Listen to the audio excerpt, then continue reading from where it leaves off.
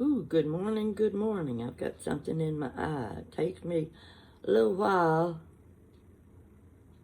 after I get up in the morning to get my eyes cleared, my ears cleared, and whatever else needs clearing. But I'm getting ready to go to the grocery. I don't get all fixed up and doosied up when I go to the grocery because don't plan on meeting anybody I know. But I was just thinking about a little story. This goes way back. Anything I tell you, you already know. It goes way back.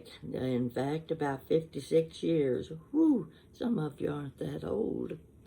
But I think you'll appreciate this little story. I've been wanting to tell it. In fact, I think the story is in one of my books. And, you know, there's a big difference in reading a story and having someone tell you the story. So I'm gonna try to tell it and get all the high points in on it. And it's just a cute story, something that what Clint Eastwood would say would make my day. Yeah, I like that expression. I kind of apply it to my life too. Every now and then, make my day. Okay. This is a story about my son when he was about 7 years old. Now, first I want to show you a picture. I want you to get this in your mind while I'm telling the story. This is how I show pictures. See that? Well, do you see that little boy? That's Greg with his bicycle. That's the bicycle he left out in the front yard and somebody rode off with it. Okay. Kind of cute, isn't he? That little burr haircut. 7 years old. Now, plaster that in your mind so that you'll visualize what I'm telling you. Okay. Do you remember the Weekly Reader? Did you get that when you were in elementary school? I did. I don't remember the Weekly Reader. Look forward to having that little magazine every week with all those good ideas and suggestions for kids to puzzles and little stories and things. I don't remember what all was in the Weekly Reader. It's been a little long for me. But anyway, my son had brought home a note from the teacher. You know, when teacher needed my permission for things, she always sent home a note, and all I had to do was sign the note, and he'd take it back to school to the teacher to approve whatever it is she was asking. In this case, she'd sent home a note for Greg to get the Weekly Reader. And of course I wanted him to have it. Sure, I would sign that note. But the note was due that same day. He was going to have to take it back. Well, there was also another note that came later. You remember when kids got their TB shots at school? Or were they shots? Maybe it was sugar. The little sugar cube, whatever, however they did the TB test. There was also a note asking my approval for Greg to have the TB test. Sure. Okay, being the mother that I tried to be and making sure my children stayed on a good diet, I fixed breakfast for them every morning. It took a little extra time, you know, you had to rush getting them off to school and then going to work yourself. So each morning I'd scramble an egg and bacon and toast for Greg's breakfast. Eventually we worked away from that, and it became Pop-Tarts, stick it in the toaster, you had breakfast. Mainly because he never ate his scrambled eggs and bacon. He would stand there or sit there with his fork, and he'd twirl that fork around in his plate and those scrambled eggs to make me think that he was eating some of them. It just reached the point I was wasting my time scrambling eggs for him every morning. But there he was. And so his notes or the weekly reader needed to be taken to school that day, so I figured I'd send the TB test note the same time. So, just to tease Greg a little bit, I said, well, you might have to give a urine sample to the nurse. He looks at me. Now, I'm telling you, this kid had the biggest black pupils you ever saw. He looked at me and said, urine? What's that? Well, I wasn't the best at teaching big word to my children.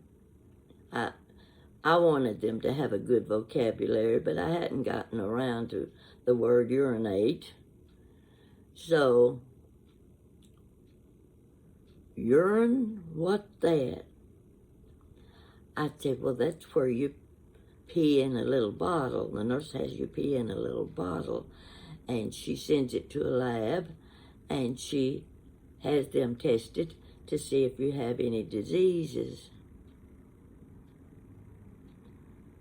That kid looked at me. Those pupils grew. He didn't move a muscle.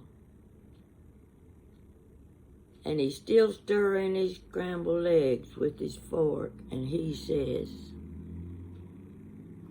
all that just to get a book?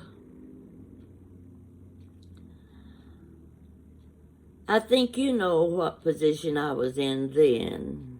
I was hanging on to the kitchen sink to keep from falling in the floor. Wouldn't you know the phone would ring?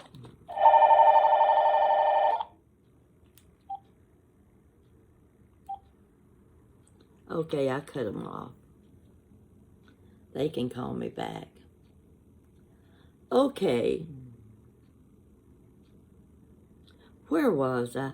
I've ruined my whole story. But anyway, he had his mind on the weekly reader. And I'm talking about the TB test when I said, you may have to give a urine sample. And this child was so puzzled, and he's glaring me in the face and says, I gotta do that to get a book?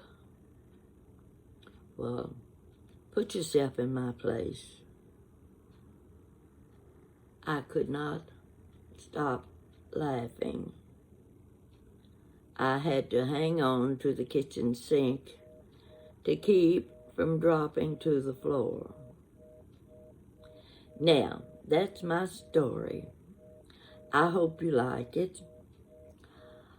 It's one of those things that you like to remember. You want that in your little memory book, because it's such good laughter, and we all need it. So, let me know if I got my point across with this story. Great. Well, I'm gonna have to get off now. My phones are beeping. There we go. Well, at least it wasn't a fire truck going by this time. It was the telephone.